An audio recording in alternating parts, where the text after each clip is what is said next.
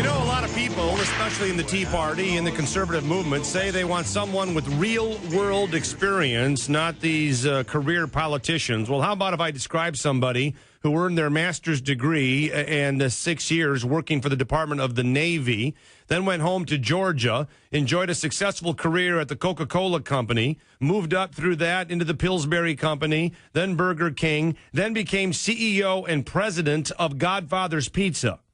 That's right, the former CEO of Godfathers and now a potential presidential candidate, Herman Cain. You know him, you love him. He is on the Jason Lewis Show. Herman, welcome and good to have you back again. Jason, I'm delighted to be back. Thanks for having me on. Yeah, you do seem to fit the bill when you hear about people tired of career politicians and all of that, and you look at a guy that's got more business experience probably than any other candidate in the field right now.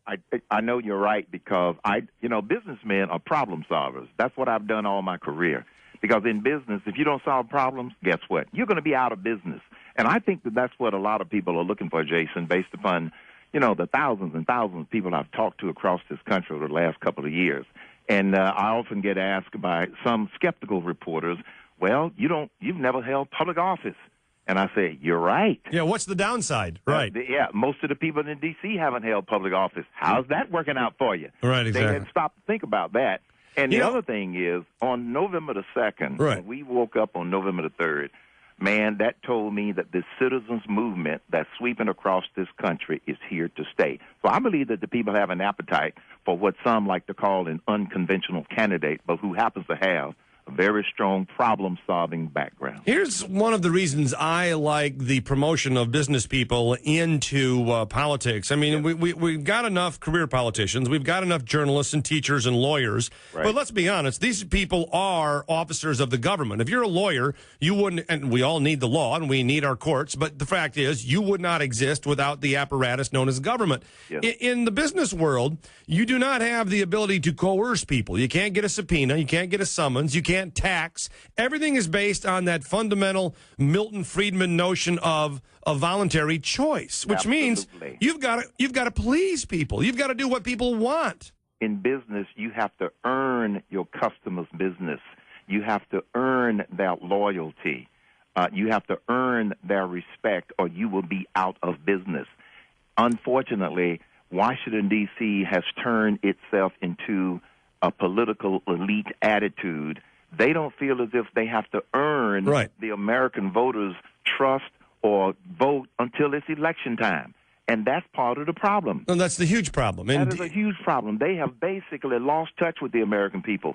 And one of the reasons that they have lost touch with the American people is because when they get inside the bubble in Washington, D.C., they are so busy trying to do so many things. And if you don't have good focus and great leadership, guess what? Congress will be running around doing the wrong things. You'll have the administration not knowing who's on first and who's on second. And so one of the biggest things that we need coming from the White House is a lack of clarity on leadership and lack of clarity on, are we working on the right problems? Are we setting the right priorities? And are we putting the right people in charge of various functions? Herman Cain, I bring up the business comparison, the juxtaposition between business and government for this reason.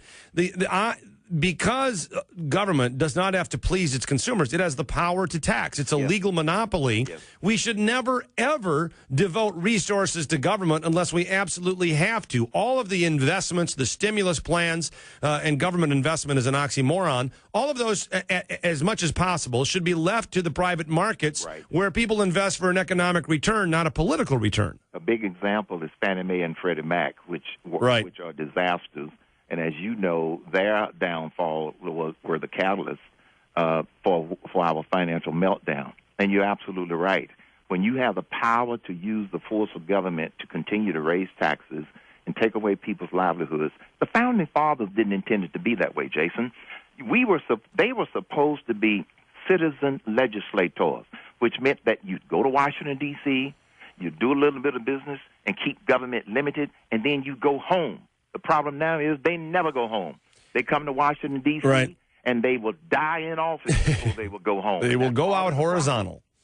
You are absolutely. You are so right about Fannie and Freddie. You know, it's funny. Rolling Stone, Time, a number of so-called watchdogs. They blame it on speculation. They blame it on collateralized debt obligations and credit default swaps. The fundamental problem with the housing bubble, which is what brought down the economy, was the mother of all stimulus plans, housing policy, FHA loans, Fannie and Freddie guaranteeing loans, the stimulus plan. You know, Fannie and Freddie basically told all of the mortgage lenders in the country, go out and make the worst loan you can possibly do. Don't worry, because we'll buy it up in the secondary mortgage market and you'll be fine. And that's exactly what happened. But there was one other element that allowed that, and that is Barney Frank and his committee in Congress and Chris Dodd and his committee in the Senate, they didn't do their job of oversight.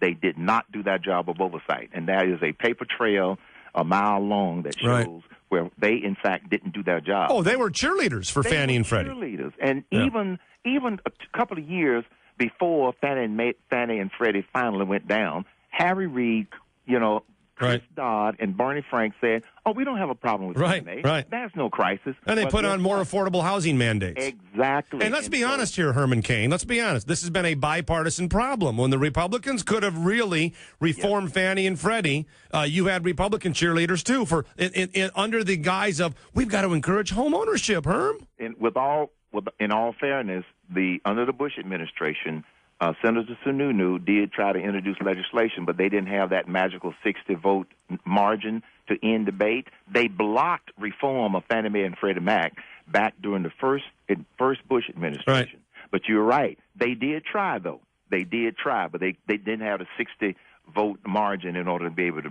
basically... Well, but, I mean, that's a little bit like...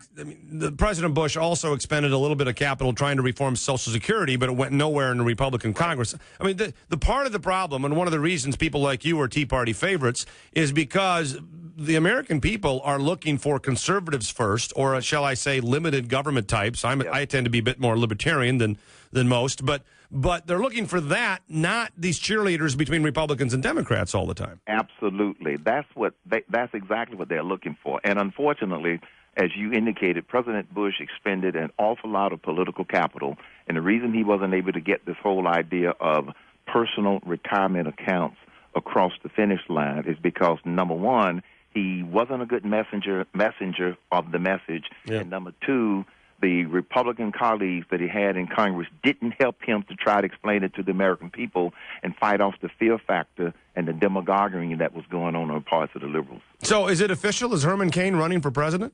I am in presidential exploratory committee mode. Now, the reason I have to say that, Jason, is because as soon as I become a declared candidate, I become unemployed.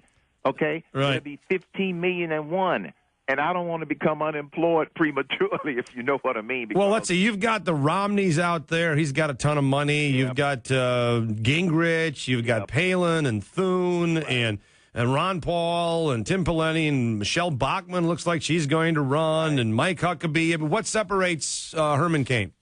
People are going to recognize right away that, number one, Herman Cain is a problem solver. Number two, Herman Cain knows how to use common sense to not only tee up a problem and solve it, but to be able to communicate with the American public. And number three, they are going to see that Herman Cain sets himself apart by being willing to tell the American people the painful truth.